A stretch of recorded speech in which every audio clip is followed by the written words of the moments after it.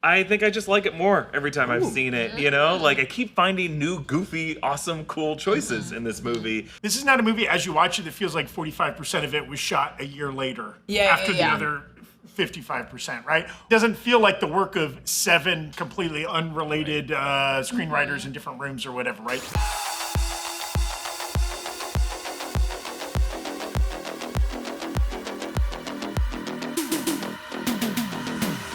Welcome back to the Break Room. Marvel Studios' latest film, Thunderbolts, is finally in theaters. We've assembled our own group of misfit heroes to talk about it today. It's the Break Room Movie Review!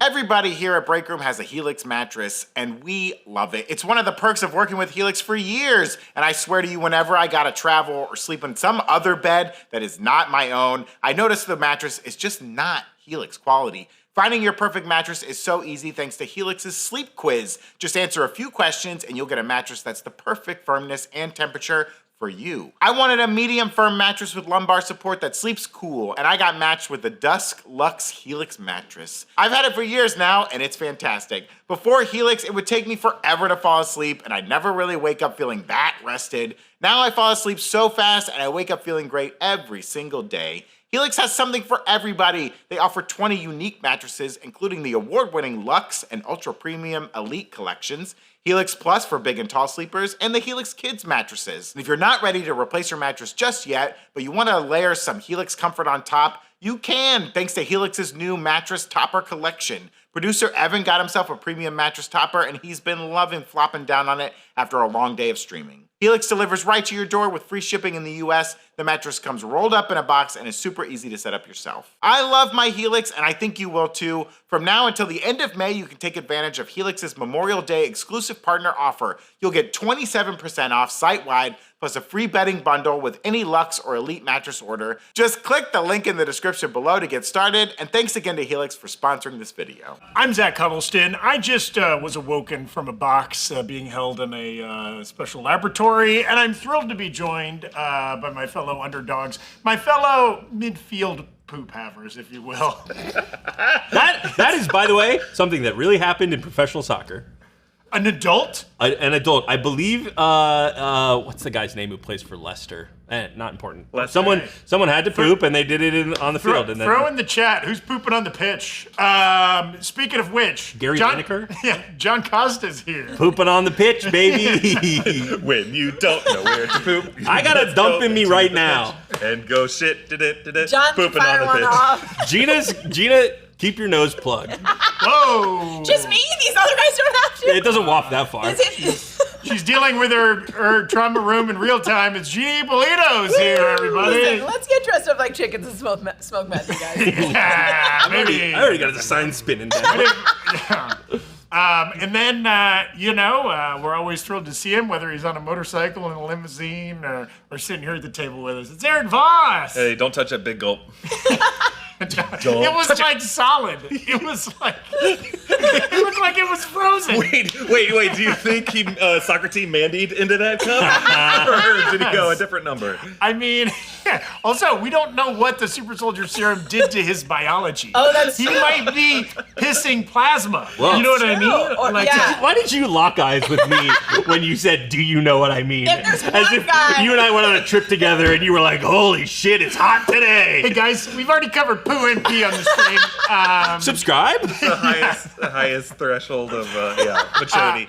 And so, again, this will be a spoiler-filled review of the film. If you haven't seen it yet and you don't want to be spoiled, come back and watch us later.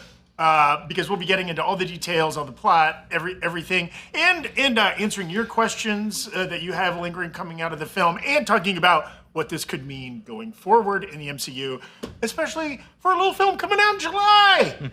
Okay, but to begin Lilo and Stitch. our first, I guess, like, if you haven't watched the film, you can't keep watching for a moment. We're just gonna get into our non-spoiler reactions here for a bit before we get into specific plot details.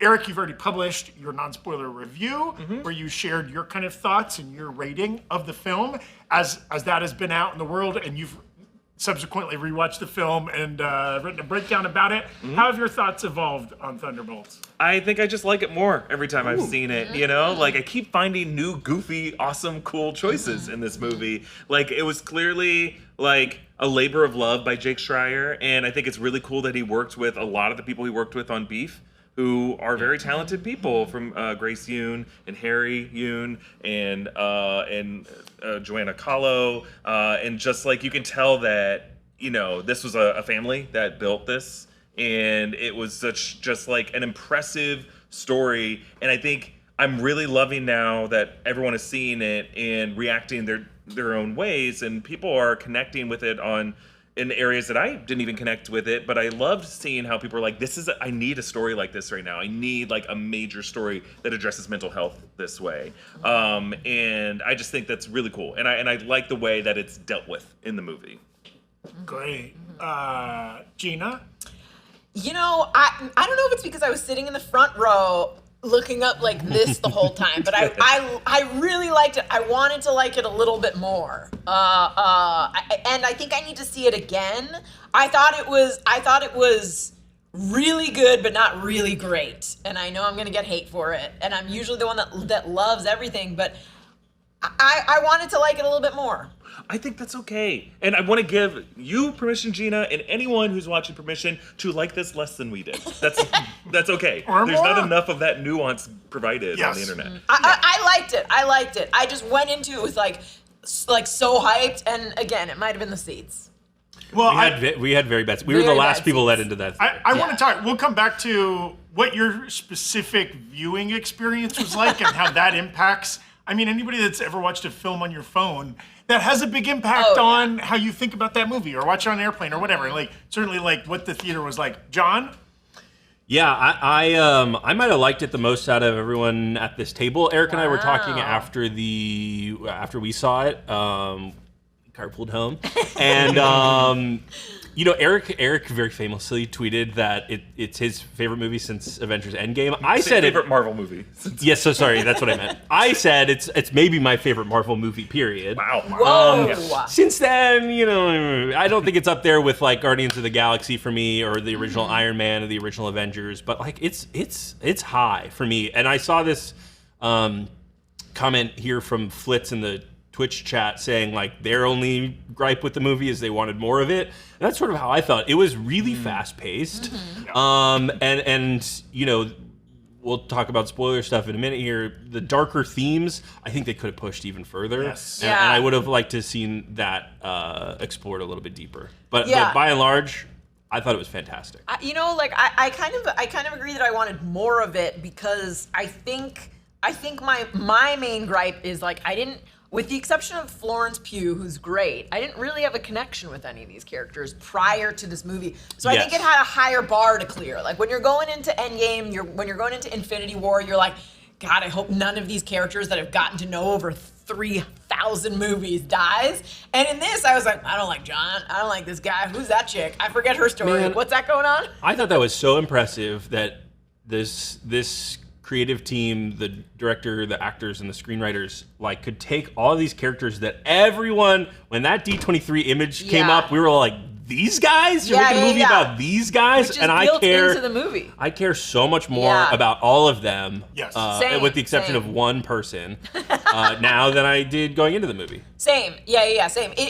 It had a higher bar to clear, and it cleared it. But I think that you know, throughout it, I was like, you better make me like you. I think my thoughts. I think 3 issues with the movie, which is a low number for me to have with a movie. And otherwise, I really enjoyed it. I think like it is a cohesive film.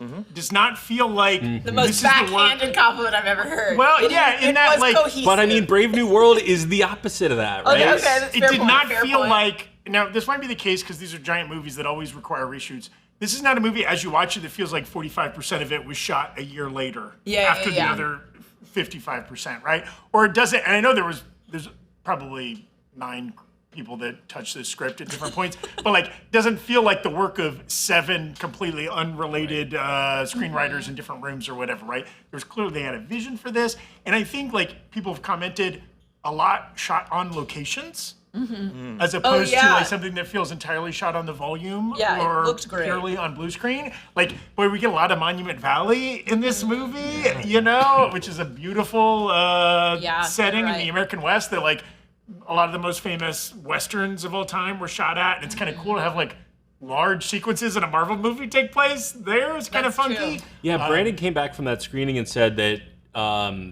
Jake Schreier said, you know, they wanted to keep all of the money on camera as much as possible and not shoot blue screen stuff, not shoot volume stuff. He said, obviously, there's a lot of visual effects in the movie. It's a big action movie. But instead of doing a bunch of blue screen stuff, they used like gray mats so that, you know, the spill was a little less intense and they could rotoscope people out in different ways. I thought it was interesting. They used like some really old sort of like Charlie Chaplin era techniques for some of their visual effects. I can't wait to see the making of how they did The Void. I think like it was a very interesting. Yeah, I mean, I know it's obviously a digitally touched effect, but like it has a practical feel to it. Yeah. Like as if somebody's in the you know, a big black sock kind of thing. You know, it has that energy. Yeah, our colleague Perry Nemiroff at Collider got to interview Jake Schreier as well, and he revealed in this interview that the look of the flattened, voided people was based on the atomic blast shadows in Hiroshima. But then he also just talked about like the speed at which people get flattened, and he said it needed to be precisely at 1.5 frames. Just enough for you to kind of like blink and think like, wait, did I miss something in my blink? But you can still see it fast enough, so that speed of it freaks you out. And then that most of the time they avoided showing that process in profile, like from the side, but rather at you or like away from you, so that it kind of felt like an eclipse, like you were on the other side of an obstruction, so that like light was being denied you, and that just kind of freaked you out to where you felt like you were physically on the other side of something, and that shadow was stretching toward you like a hand, you know, like fucking what's his face, Nosferatu. Yes. Yeah. Wonderful. Well, let's go ahead and announce our spoiler warning here. So we'll get into more of the plot specifics. Okay, from here on out, there will be spoilers. Consider this the final warning, okay? Great. So, you know, I had some questions coming out of the film that I wanted to run through. This might be a good opportunity to go to some audience questions as well. And, you know, obviously the full film breakdown will be out on the new Rockstars channel within the hour. Yeah, maybe by the time the stream is done. And Erik has already posted both a review and a ending explained video that kind of is a speed run full plot synopsis with a big focus on the post-credit scenes and how the film ends.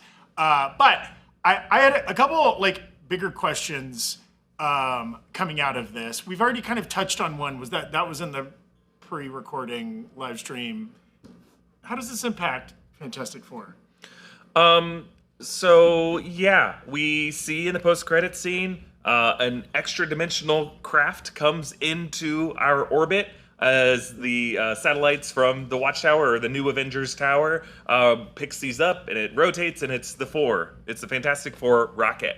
The Marvel 1 rocket, we don't really know, but it does have the same general shape as the Fantastic Four ship that we see in the First Steps trailer. We also don't know if the Fantastic Four and Baby Franklin are on that ship. It could just be Herbie piloting it. It could be someone else. It could be a life raft of other people escaping that planet.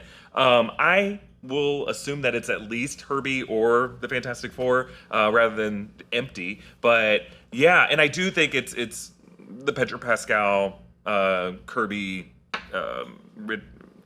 Ebon Moss-Bachrach. The Four. It's not like Miles Teller in there. But I think like I'd be surprised if this scene directly spoils what happens in Fantastic Four First Steps 3 months before that movie comes out. I think it's meant to indicate that like at some point some version of this group will end up coming to the Earth of this reality, but it doesn't mean that the Earth of that reality does get destroyed.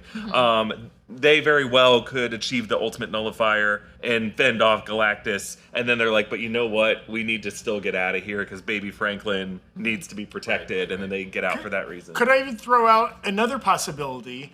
What if what we are seeing in the end credits of the Thunderbolts is the origin story that takes place before the Fantastic Four film? That's how they get their powers. They accidentally get over to our universe, head we back, gotta get out of here, man. right? Like, Wow. I don't know, something like that. I think it would be natural to assume that that ship showing up is after the events of the Fantastic Four film, right? Yeah. But is there something else that could be explaining that? Well, this is just, I want to shout out Brock Wilfries and Beatriz Duranzi are both asking about this post-credit scene and if it's a part of Doomsday, and thank you both for your super chats, asking if it's part of Doomsday or Fantastic Four.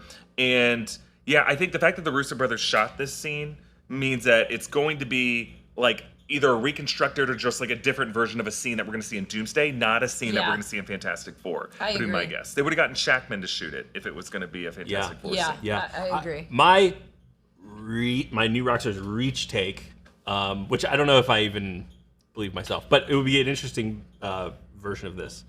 What if they're not even, the Fantastic Four are not like specifically targeting 616, but they're there as the result of an incursion already, right? And it's I would be curious to see if like, hey, maybe that scene doesn't even take place in the 616. We have that line from Yelena being like, there's all this stuff happening in space that we don't know about. And John Walker's like, this building's huge. What do you mean we're running out of space or whatever? Yeah, it'd be interesting if I don't think there's a world in which like there's an incursion happening and street people don't know that something weird is going on, but I would be curious to see that happen. Yeah. I think it was like the perfect type of post-credit scene because it doesn't reveal too much. It's just a good, fun scene. That's what post-credit scenes should be. They should be scenes, not just reveal moments of someone walking into frame and you don't know what the hell It's is also, going on. as opposed to like, here's Harry Styles or whatever, this may never pay off. We know, I think this is going to pay off in exactly 2 months. And I love, Marvel Studios has always two opportunities, right? The mid-credit scene and the post-credit scene. And I'm a big fan of the Red Guardian grocery store mid-credit scene. That was still a lot of fun. If that was all we got, I would have been like, okay. I do love one wacky, one like, oh, this fits into the larger mythology. Speaking of wacky and mythology, I'm going to be alternating my really dumb questions with more thoughtful questions from the chat and from everything. Would you rather be blipped or voided? Was this one of the good ones or one of the bad ones? I would way rather be blipped. I think you're getting more pain in the short term. Like you're like, ugh, my body is disintegrating. But then it's nothingness. I don't want to be in a void. But that makes a good point. But when you come back, you have 5 years of FOMO. Oh, you're including the 5 years in that? Yes. Okay, then obviously I would rather be voided because that only took seconds. Also, there's a mild therapeutic effect from getting voided, potentially. Is there? Or is it just bad? I thought you just meant like the sensation, in which case I would take blipped, but I don't want to miss, you're right, I don't want to miss 5 years of news. I don't know. At this point, fucking blip me. I'll miss 5 years of news right now. Blip John until 2026. Didn't like Bo Burnham have a bit about that? Like the worst part about like considering that permanent thing is that it's permanent, but if you could just like off yourself for just a year, I can handle that. 5 years is a long time though. Like our pets would all be older. Hank is 5 years older. All right, blip Hank with me. Oh, okay. That's dark for him. I'm picking voided. He's not consenting to that, John. Throw in the chat, would you rather be blipped or voided? Okay, back to the real questions here. So, obviously this movie finishes with the new Avengers being revealed as what that asterisk was all about this whole time. Right? Do we think that like the Thunderbolts / Avengers, is there going to be a team up with this mentioned Falcon, Sam Wilson Avengers? Is this like all of these teams are just getting fed into the shredder of Doctor Doom and some other version will come out at the other end? Like, or do we think like in 3 years we're going to get an Avengers movie that is this cast? No, I want to see all the different teams. I want to see every single different team. I want Thunderbolts. I want Sam Wilson's Avengers. I want X-Men. I want people from the weird Agatha universe and her witches coming through. I want all the different groups. I think it'll be sort of similar to the Avengers movie where we have all of our disparate Avengers and they're kind of fighting at the beginning of that film and then have to come together, Join up. right? Yeah. So I think we'll have all of these different factions, but I want to see them in a blender where they all get scrambled up and, Red Guardian is over here with Loki or whatever. That's what I really want to see. Yeah, I think there must be some feuding that is going on. We went from the Avenged Chairs announcement video in March, where it really seemed like we were going to get Avengers versus X-Men in Doomsday and in Secret Wars, that these teams would be fighting against each other, and that, Doom would just be like watching the Mortal Kombat from the side. Let them fight. But now, like a month later, Kevin Feige was like, actually, these groups are going to be teaming up with each other to fight Doctor Doom. So it's like Avengers and X-Men and Wakandans and Thunderbolts.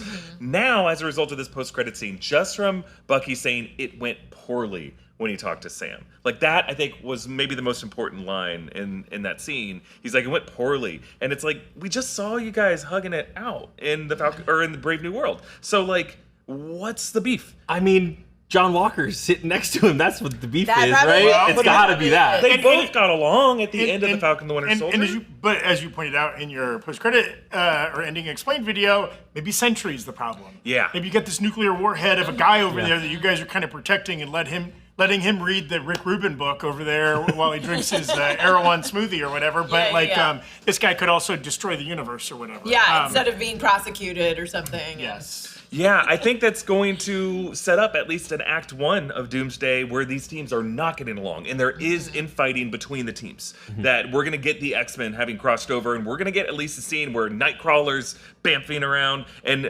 Cyclops is optic blasting people on the Avengers and on the Thunderbolts, and, Sam Wilson's going to deflect the optic beam off of his shield, and we're going to get some cool shit like that in the opening act before they team up against But at the same time, you're going to have Wakanda versus Talokan again, right? And there's people that have history in this world, But then and they're there's gonna just- have to fight together. Then there's this poor Daredevil with his one New York detective that no one remembers. Cherry? And he's like, Cherry? I'm here. Well, Angie Kim will also be involved. Guaranteed. She's on the poster for Secret Wars. That's Daredevil's team. It's just the But- three of them. Yeah, I think that's building an army. a great point, Eric. It's not like we are now going to have a franchise that is Avengers with a Z that gets a movie every 4 years and Avengers with an S that gets a movie every 3 years or something like that. They will, by the second or third act of Doomsday, maybe they are kind of aligned, or at least maybe by the beginning of Secret Wars, that is kind of what forms them. It's also interesting, the first two Avengers movies, it was a squad of 6 people? It was kind of a clearly defined, this is who's an Avenger, this is who's not. Through the process of Infinity War and Endgame, it's kind of like everybody that's been in a Marvel movie, you can kind of be an Avenger now. And so, are we going to kind of stay in that world where it's like, Wakandans can party with the Avengers and Guardians and everybody. It's like we're all kind of in this. Or do you think there's going to be you're an Avenger, you are not an Avenger kind of a world? I feel like because the Wakandans have teamed up with the Avengers before in Infinity War and in Endgame, they're going to team up with Sam Wilson again. And I feel like the fact that Val was so eager to plunder the vibranium from Wakanda and Wakanda Forever, I don't think they would team up with the Thunderbolts. But they do love Bucky, though. They do love Bucky. They love them some Bucky. It'll be interesting, right? Like at the end of the film, Yelena whispers that they own Val now. How true that is, Val's a smart person. Like it's very possible that she kind of finds a loophole there and can get out of that. But if there's a way for the Thunderbolts or the New Avengers, whatever you want to call them, to persuade these people, hey, Val is just our kind of cash cow. Maybe that helps. But is that cinematically interesting? Maybe not. Stay tuned for at least 30 videos from the combined Your Rockstars and Breakroom where we speculate on all of these questions. We'll definitely be doing our draft of who gets what. Do those Defenders characters feel like they're better aligned with the Thunderbolts team? That's and this true. and that or whatever. Okay, back to a goofball question.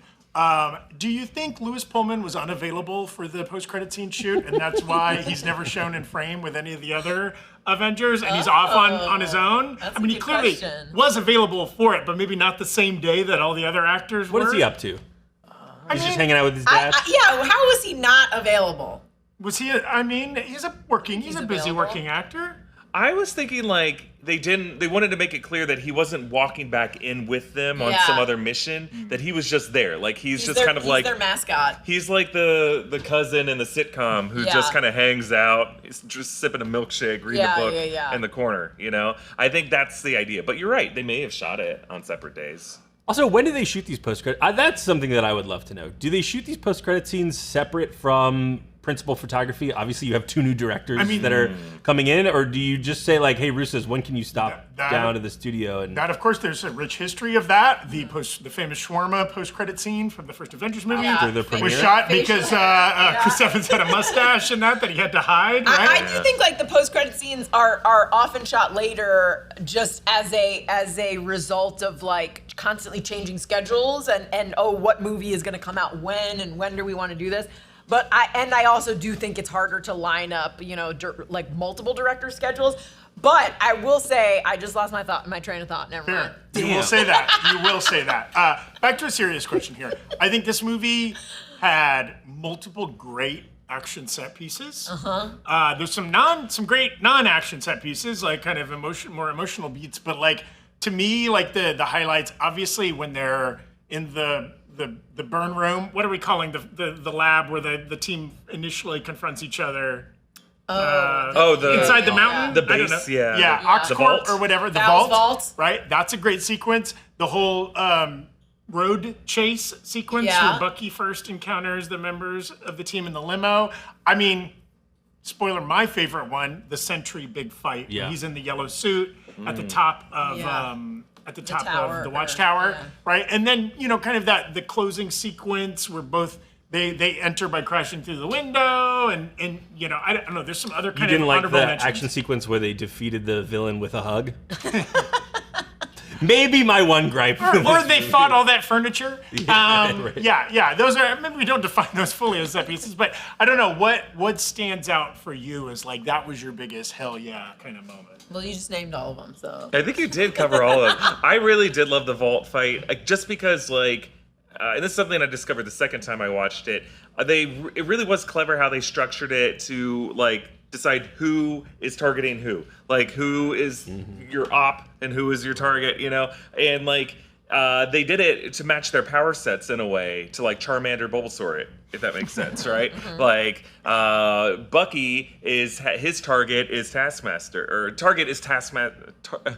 Taskmaster is targeting him just because like he would get easily flustered by someone who could just match each of his moves and deflect all of his weight. Whereas like Ghost, her target or her killer is Yelena, and Yelena of the other 3 is like the smallest and the most agile and the fastest potentially. Maybe not like the most programmed in the way that she blocks attacks, but like definitely could get in a quick stab on Taskmaster if she really tried. I would love a deep analysis like on the game theory of Val's plan here, because it's not that Yelena is sent to kill Ghost and Ghost is sent to kill Yelena. Every person is there to kill somebody else, and then that person is there to kill somebody else, and it forms a circle as opposed to like duos or whatever. But it's smart because they're too distracted to. If you're fighting one-on-one, you might then have a conversation. But if you're like, I don't have time for you, Zach. I need to go kill Brian, and Brian needs to kill John. Brian, like run. we're not. Well, we're also when you think about it, and now that I've kind of spoken it out loud, this is the perfect solution what Val did, because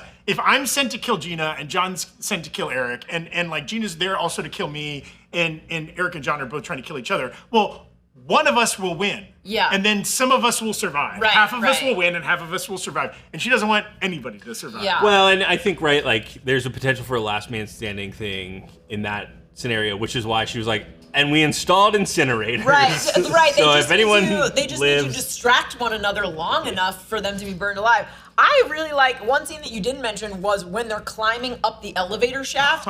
I love that because I was spending that. It was so like it's so tight and it's so like that they're exhausted and they're not in the typical sense superheroes. Like they don't have endless endurance. And I was just like, God, their legs must be exhausted. And if one weak link shifts, they all just fall. I need some limb length comparison videos here. Florence Pugh is a shorter person. I think both Wyatt Russell and Louis Pullman might be well above 6 feet tall. Yeah. So like, they were alternating. There might have been a way you could have worked it out so that even if people are very different heights, it does work. What do we think? They were going up like an inch a minute, maybe? Oh God. Because that would take forever. I mean, do a wall sit for more than 30 seconds. I know, seriously. I got serum. Well, did you see Bob's abs. That guy is Now, having no problem. Are those meth abs or are those Sentry Pro? Oh, that's a good Probably both. question. That's Probably a good both. question. There's a base layer there, right? Yeah. Yeah. I mean, the leanness. Yeah. You know what I mean? You get that from the I meth. mean, he's also not been eating it inside a box for That's a while, right. so he's really been dehydrating himself. yes, for yes. those popping abs. I want to, let's talk more Sentry. Yeah. Do we feel like going forward, that character, Bob, Sentry, Void version, all of that is going to play a significant role in the MCU? Yeah, I think so. I mean, Sentry is definitely a character who's going to come back in Doomsday, and even Jake Schreier has said that there's like certain things about his power set that's going to be important. I just wonder, is it going to be, is it going to be physical or is it psychological or both? Yeah. Because you can imagine It's gonna make Doom sad. Yeah, was gonna say- or will he fight like Moon Knight or Scarlet Witch on like an astral plane, or will he go into the thoughts of Professor Charles Xavier and Magneto and suck them into the void and see what happens?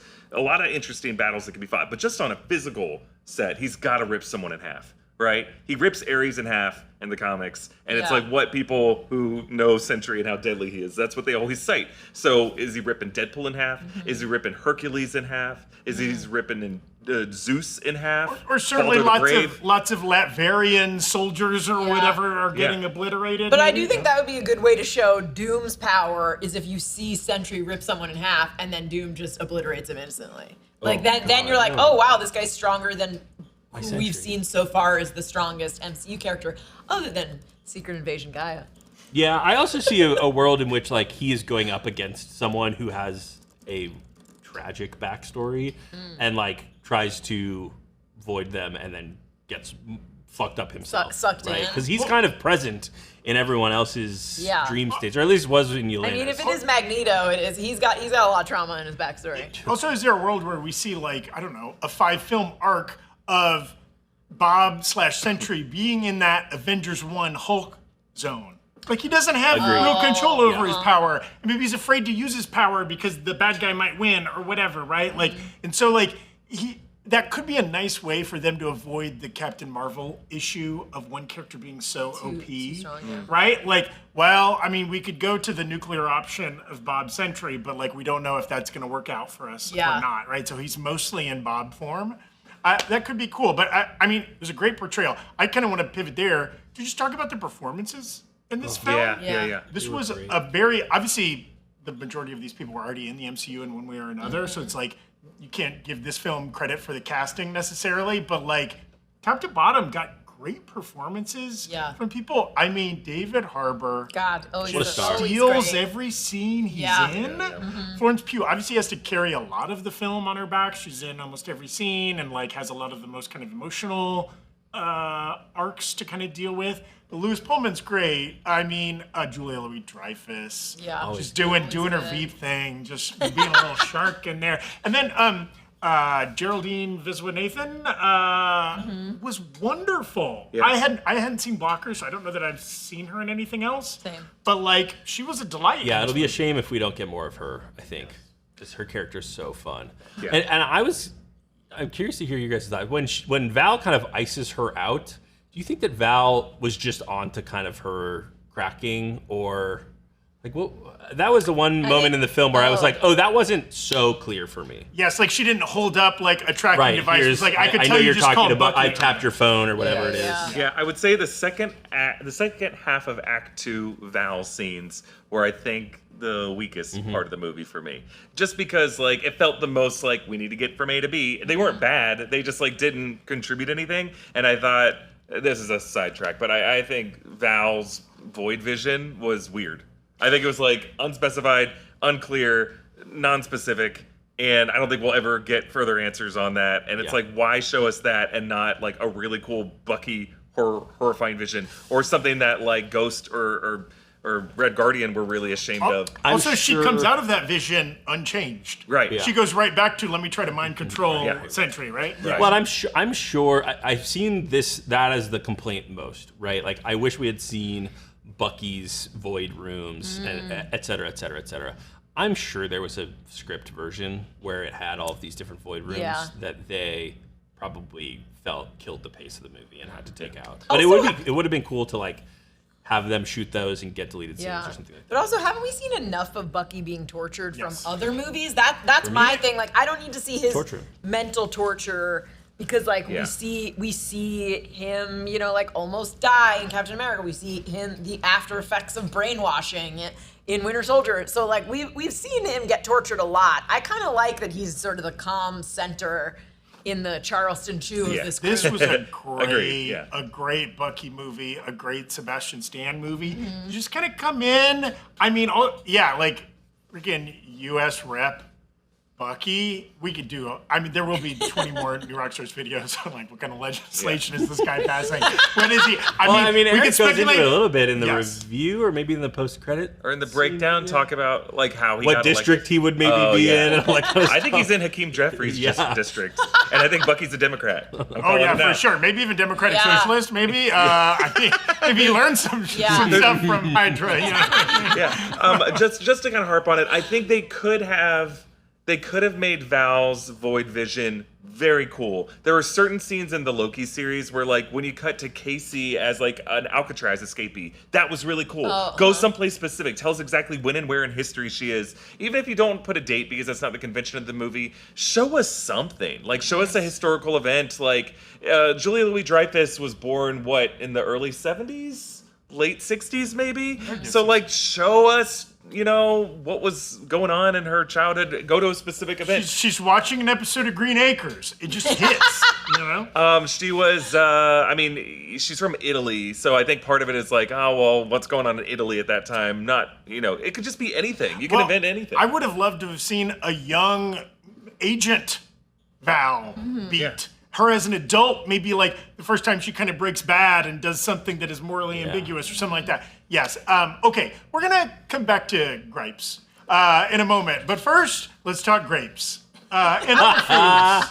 Any kind of fresh food. I'm talking about one of our sponsors this week is HelloFresh, America's #1 meal kit. With HelloFresh, you get farm fresh, pre-portioned ingredients and seasonal recipes delivered right to your doorstep. HelloFresh makes it easier to fit quick, home-cooked meals into your schedule every week by curating delicious recipes like pasta primavera, chicken Dijon, and pecan-crusted trout, as well as over 100 seasonal snacks, sides, and treats.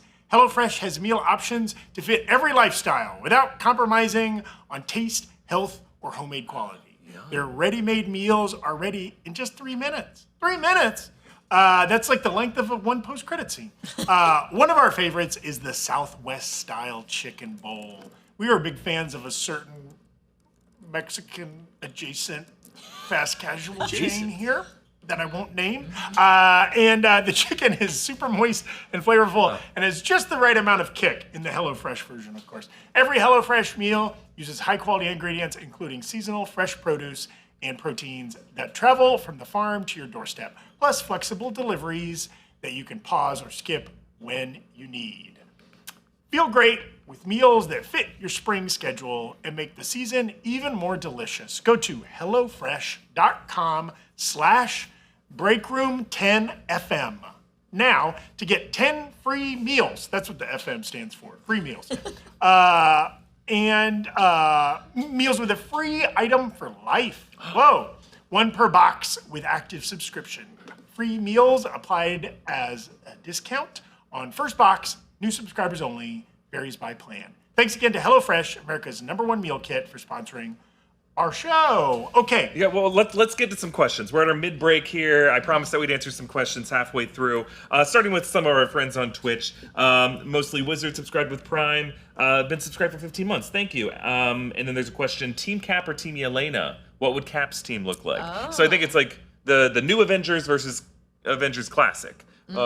Which do you guys? I feel like, Sam has the relationship with an Ant-Man, with a Thor, right? Like, so they're probably on his version of the Avengers, yeah? Yeah. I think new Avengers are more fun. Yeah. Old Avengers better at everything. But you got Sentry in there. He could just kind of be your meat shield or whatever. He's on the sidelines. He's been benched. He's been benched. I want to watch the new Avengers more. I want to watch them more.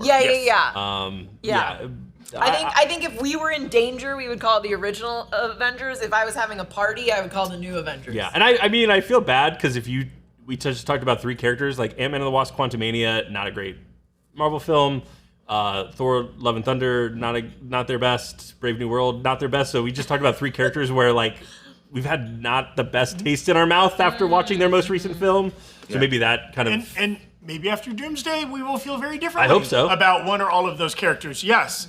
Okay. Other questions? Yeah. Sarah Hachidorian on Twitch. Was Val in Century in the Watchtower also giving you Homelander, Madeline Stillwell vibes? Oh, Totally. yeah, Totally. that's great. Yeah, Definitely. totally. Especially with his like dyed blonde hair. Absolutely. And there's kind of a mother-son dynamic. Yeah. Yeah. And she's trying to control him, but it's getting slowly out of control. Yeah, great catch, Sarah. Meg510 asking, I want to know everyone's favorite moment of the movie. Mine was a big group hug in the void. I think we talked about some of our favorite moments earlier in the stream. But just like favorite line, I think my favorite line was just John Walker saying no when he's trying to leave the gate, and they're like, identify yourself, and he just goes, no. I love that. I laughed so hard. That was great. Mine was So Full, So Filled. Head over to nerdriot.shop to get a So Full, So Filled shirt.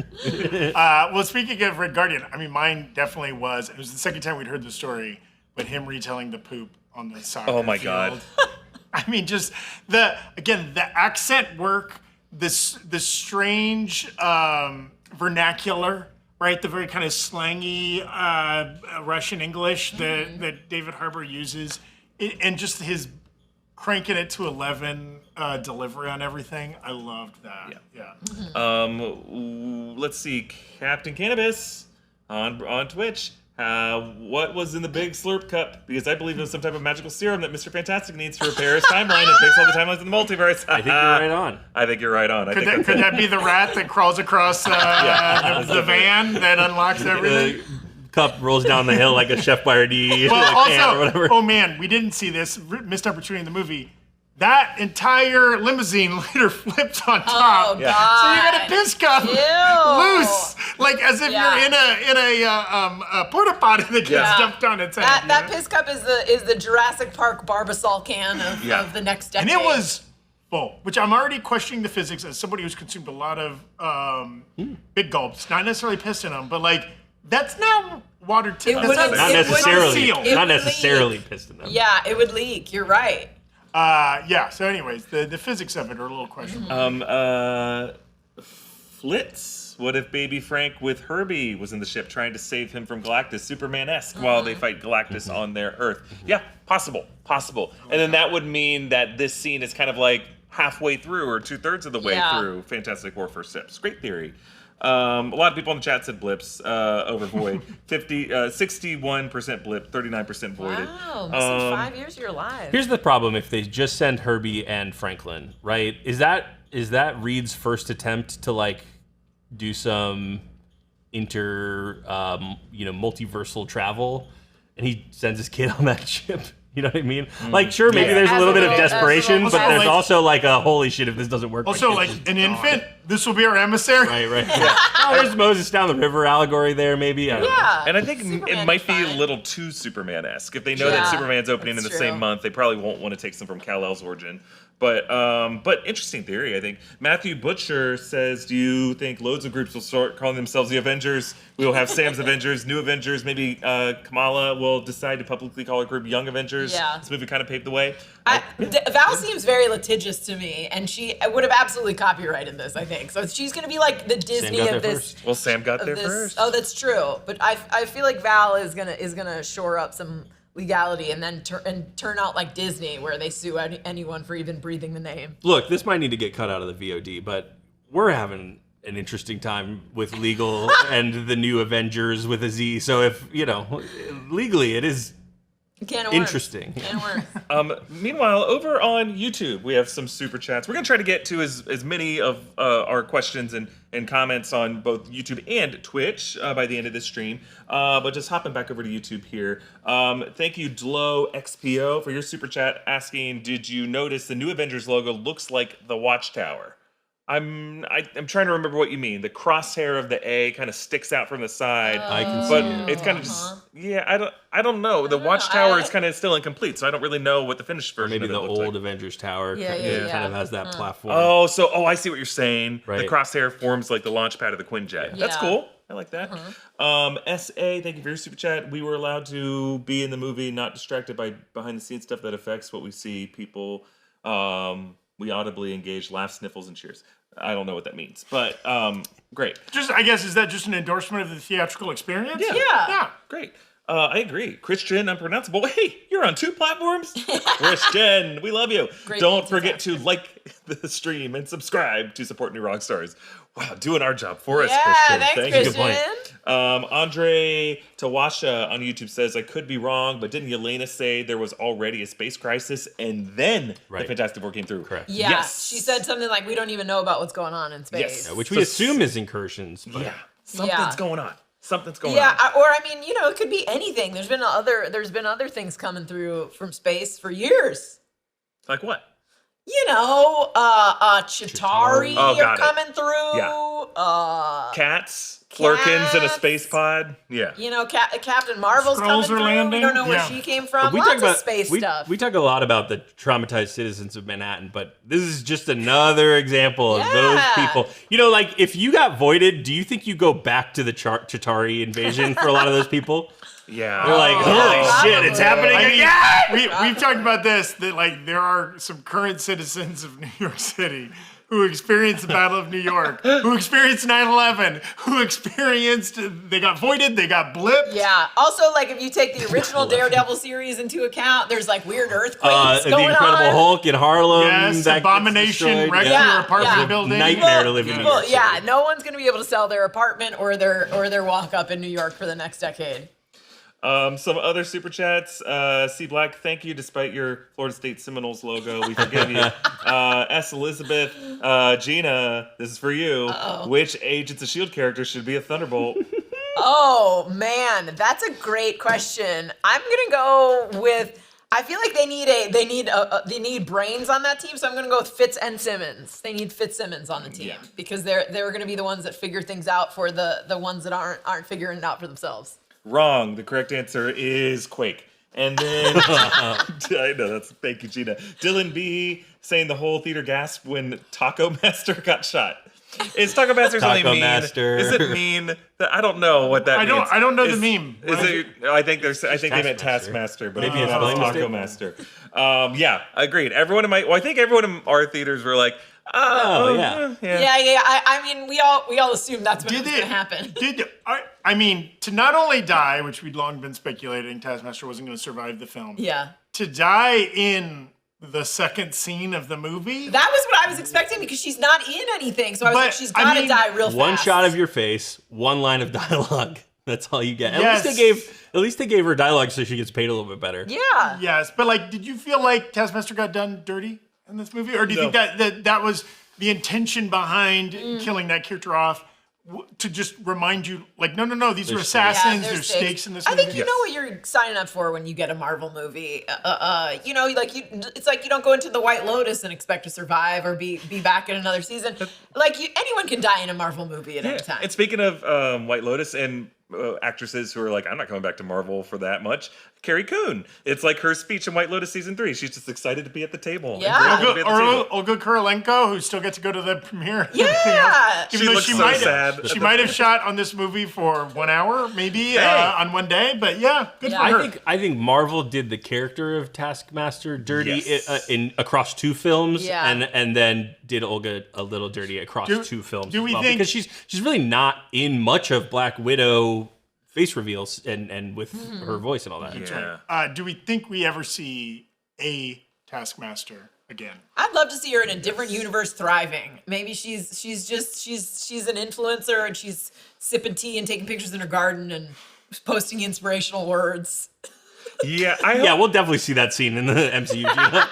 I would like to see a Taskmaster. I don't care if it's Tony Masters or someone else, but I want them to have been disciplined in their pursuit of learning these skills and watching and observing and getting better at it. That's what makes Taskmaster so cool. Like, to have it just be a matter of like Terminator-esque programming as it was in the Black Widow film. That's why I rank Black Widow so low. Is like they just do that in so many cases, both with the story and with the character of Taskmaster, that it's hard for me to really be okay with that movie, despite some of the good things in it.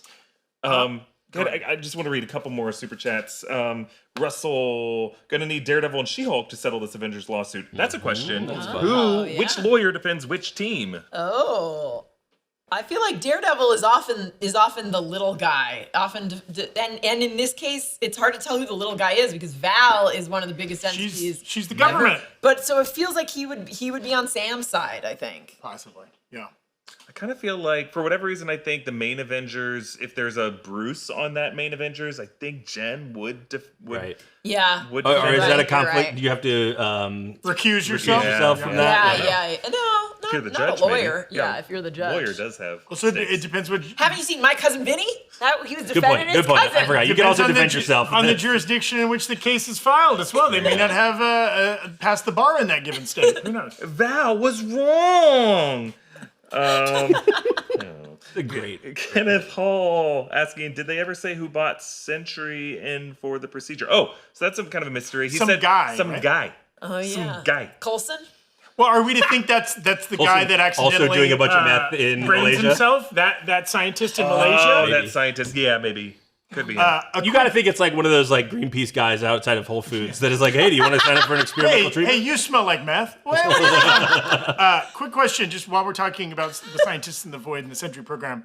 Okay, so we know that if you got voided, those people got brought back, at least the people on the street and the members of the Thunderbolts. Mm-hmm. Do we think those two shadows in the Malaysian lab, do those come back?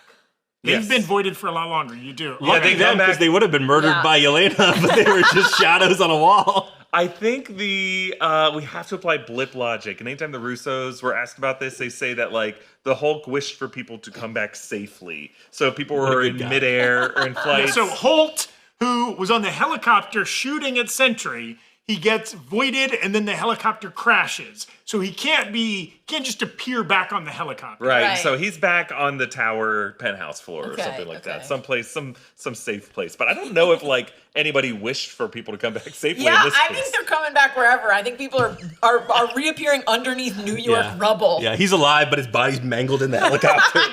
Yeah, there's some people they're This is just so like much they worse. Oh, God. Yeah. they just hit That's the ground. Holt. Yeah. Hey, he That's planned Holt. for lethal. He gets it.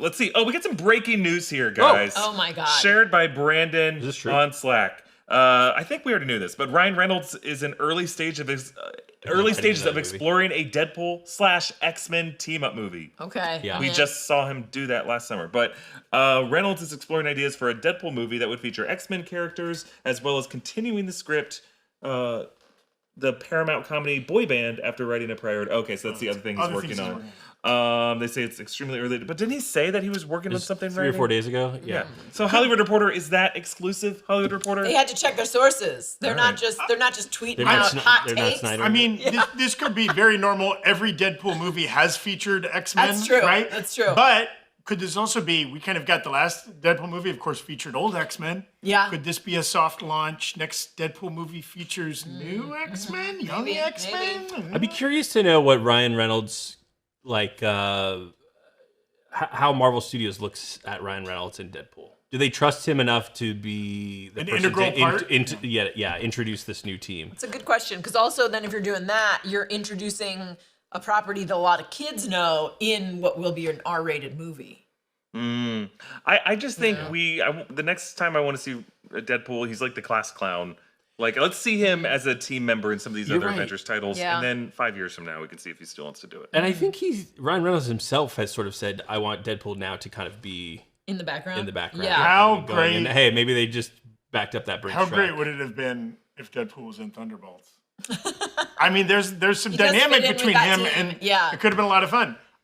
Can we just get in and we'll get to the final questions. I just want to rapid fire list my remaining gripes with this film. Oh, okay. Film I enjoyed, and we're about to give our kind of scores, our ratings, okay? There's a couple minor little quibbles, okay? This is just my brain. I'm not saying this goes for everybody. I told John before, I'm a little over trauma being the big bad in a movie. And like maybe it's just where Zach's I'm brain at is in my a fucking personal cage, life. baby. Where I'm just like, I don't need my action movies to be therapy. And I don't necessarily want them to be that. That's where I'm at in my dude. life. Okay? I just want a little bit more kicky punchy. It and I needs don't, nuance. Zach, okay, you can't fair, just be fair. kicky punchy I'm just forever. saying where I'm at May 2nd, 2025. I'm not digging that vibe as much. And then my one other quibble. Hold on. Let's dig on that. Can you name 3 other movies that make Everything Everywhere All at Once? One. Okay, name movies. What do you mean name movies? Every movie made in the last 5 years has been about confronting your trauma. I'll give you Inside Out too. Just on the title, Misery? I will say I agree with you. I felt that vibe too. I'm like, I feel like Moana kind of made this, where it was like the shadow demon monster, and then they heal it and turns into the nice green the mother latest goddess. Inside Out, is that about depression? It's about anxiety, and anxiety is kind of the antagonist. And sometimes those work for me, and sometimes they don't. And maybe again, I'm heavily biased, and I understand that like. That might have connected for a lot of people. That's just my personal experience. I did not connect with that as much. And again, that's fine. Yeah, beating the big bag through group hug is a little like. That's what I said. You guys are mental health awareness. So out on beating the bad guy with a hug. When there's a trailer shot of Yelena like stepping into the void, and it was in a trailer. So walking into that movie, I was like, if they're gonna fucking defeat Sentry, who is basically Superman, with a hug, I'm gonna lose my shit.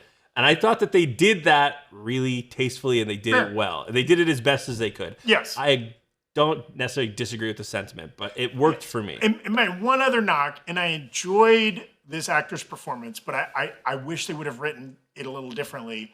I did not love the ghost character in that, like, you know, we get this later back and forth between her and Yelena where, like, you know, they call each other bitch or something like that. And it's late in the movie. There'd been no tension between them the entire film. They get along from the second they meet. You know, the second they stop trying to kill each other, they kind of like agree that like, oh, John Walker is a dick, but like we're pretty chill with each other. I just wish like a version of this movie where Ghost got to also be an asshole. Because like I think they can't make Yelena that prickly because she's kind of the lead of the film and like has to carry the emotional weight, so you can't make her that unlikable. I wish they'd made Ghost more unlikable. She was way too likable. Can't do that with female characters, sir. That's how you get Skylar White backlash. Well, again, this is my personal preference. Also, I know from even her portrayal in Ant-Man and the Wasp, Hannah John Kamen can do nasty. She can do kind of like, she has kind of that Mads Mikkelsen, Gary Oldman vibe of like, you assume she's a villain just because of like her features and her eye color or something like that, right? And so like, I don't know, I just wanted a little bit more edge from her. Are these petty quibbles on my part? Yes. Yes. Okay. Yeah. I will say when I watched Everything Everywhere All at Once, I remember thinking, oh, this is one of the better versions of trauma equals villain or depression equals villain. Mm-hmm. And so I can't remember what came before that to make me feel like that was kind of like, oh, I've seen it before. Mm.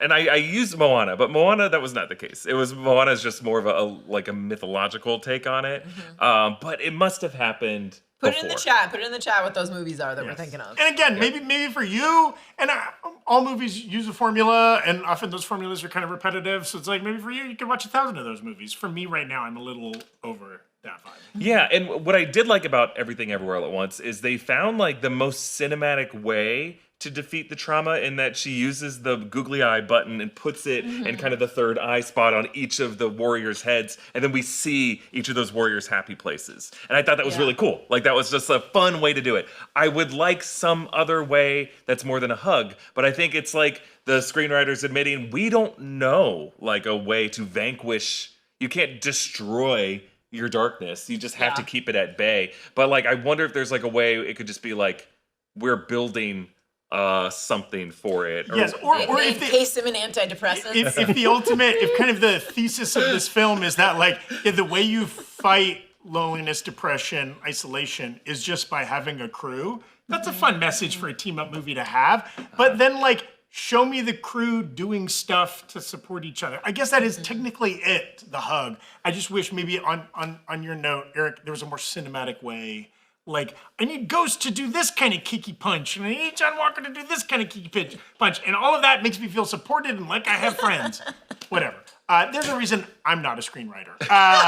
Let's get to our ratings of this film. So, like, I would love to hear both. We're doing a score out of 100. Yes, the four of us will each do a score out of 100. That will be averaged as the Breakroom's kind of official score for Thunderbolts. I'd also say I'd throw out, like, where does this movie stand in movies you've watched in 2025? Mm-hmm. And where do you predict will this end up in your top 10 2025 movies by the end, when all is said and done? Yeah. Okay. Or top 5? Or top 1? I don't know. John, are you prepared to kick us off? I have a question before we begin, which is when we're giving our ratings, are we rating them in the context of all Marvel films, or are we rating them in the context of every movie ever? Dang. What do you think, Eric? I think all Marvel films. Yeah. Great. Yeah, My rating will be a little higher. Yeah. For me, not to spoil some other people's upcoming rankings, very similar to some other people here. I put it in that like 90, 92 range. I think like, if 100 for me is like Avengers or Iron Man or Guardians of the Galaxy, this is right up there with those, but doesn't quite get there. Right. Yeah, I'm gonna give it an 89. I think it's a solid B+, A- if there's a curve. I liked it. I didn't have those big moments of crying like I did during like Endgame or cheering like I did during Infinity War. And so that's why I docked at some points. I didn't have those big reactions. I was sitting next to some New Rockstars fans when we were watching the movie, and they knew that I worked at New Rockstars, and I was embarrassingly crying during that movie a lot. And I was like doing that, like, I'm just scratching my eye kind of thing. A little dusty in the theater. Okay. Eric, you've kind of already publicly Yeah, I shared gave your it a rating. 9.1 out of 10, so 91 is the score I'm locked into. All around the same Yeah, area. reasons I gave. I do think it's a very, very good film. Best since Endgame. But, I would take off out of 109 points. It would be like close to an A-, just for, reasons we've talked about. You've watched a lot of movies this year. Where would you rank this broadly in all of your 2025 movie It's been a good movie year. I think it's been good, and it's gonna get even better. So Yeah. I don't know if this will be in my top 10. So far, my favorite movie I've seen this year has been Sinners. Yeah, I was gonna say, like, we had Sinners, and even before that, like, all the Oscar, like, Anora was great, Conclave. Were those 2025? 2024s. I would Those are consider those 2024s. 2024. Okay, I guess they were in the 2025 Oscars, so that's Yes. why Yeah. they're in my brain. But then, then the only other movie I can really think of this year is Sinners, and I loved it. Yeah, what else have we had? We had Soderbergh's Black Bag. we had Minecraft movie. Electric World. State. Captain America Brave New World. Okay. Yeah. It's been light. It's about to ramp Yeah, up. We'll yeah. revisit this in 3 months, and we'll have a lot more to add to that. John, where does it? Nosferatu, we all saw Nosferatu this year, But right? that was also 2024. Watch Damn it, I have no Yeah. concept of time. Yeah. This is my favorite movie of the year so far. I haven't seen Sinners. I watched Rogue One again last night because I've been loving Andor so much. Like, if you put it against all media, I'm probably enjoying Andor more. I probably enjoyed Severance more. I probably am enjoying The Last of Us more. But I watched Rogue One last night, and what I don't remember what you said 15 minutes ago, but it reminded me of a thought that I had when I was watching Rogue One, which was like, I don't like Rogue One, so I apologize to people who do.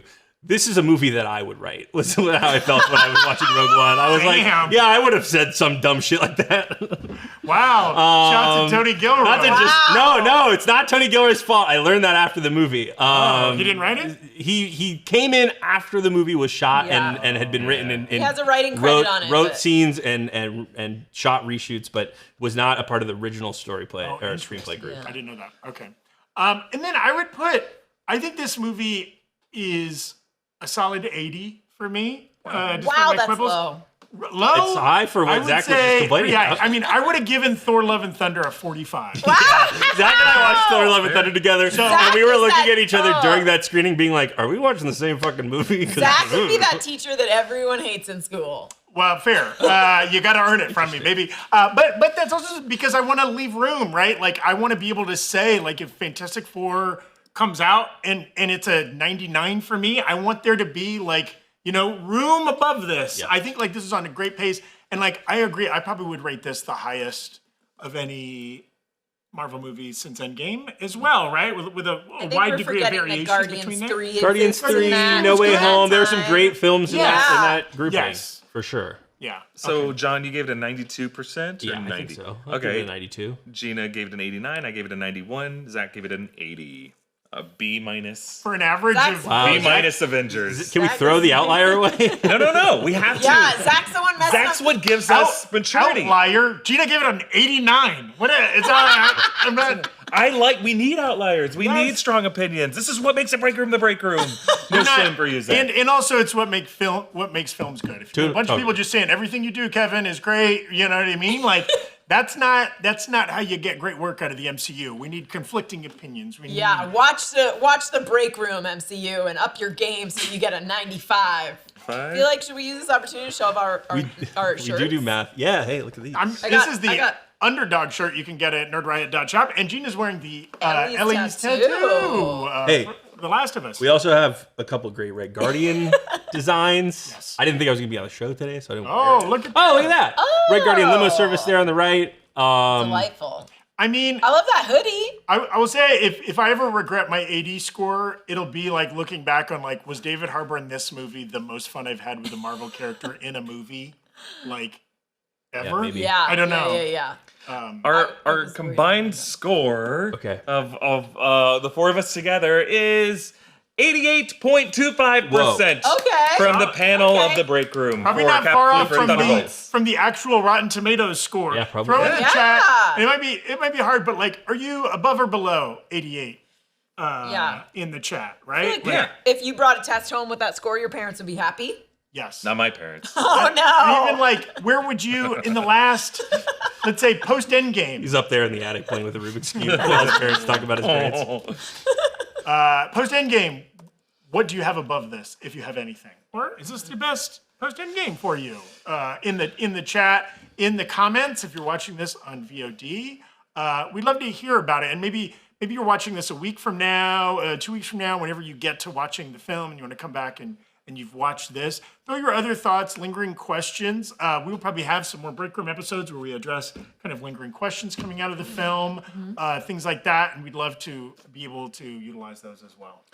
Brandon just wrote 88 on Slack, and I don't know if that's Brandon or Brandon I think he was trying to do representing that. Twitch. I think he was trying to do that. Yeah. Oh, the substance. Was that 2025? No. Last year. No. So Brandon was giving other examples. That was Brandon's example. Of movies where trauma is the villain. Thank you so much for watching. Again, remember to like and subscribe to Break Room on YouTube. Of course, we're also on Twitch, where we're streaming a couple days a week going forward. Thank you to everybody that participated in the live chat. Thank you to everybody that sent in super chats, that was subscribing on Twitch. We appreciate you. Thank you to Brandon, who is helping monitor the chat. Thank you to Brian here in the studio, who is helping today. And of course, John, Gina, and Erik on the panel here. This will be our last broadcast this week, but I bet we're going to have some juicy headlines to dig into on Monday. Yes. And maybe a juicy Last of Us episode to chat about also on Monday. So check us out next Monday. We'll be live streaming and posting some on-demand videos there. You can head over. It is live right now. Erik's breakdown it's on the channel. Of Thunderbolts. Hell yeah. Is live and ready to rock. We'll have some other videos coming out this weekend from Jessica and Erik. It is 54 minutes. It's half a movie. It's half a movie. There's so much good stuff in there. Watch it while you eat your dinner. Watch it while you eat your dinner. No, come on. That's great. I love this movie, and I found 54 minutes worth of crazy cool details. That's awesome.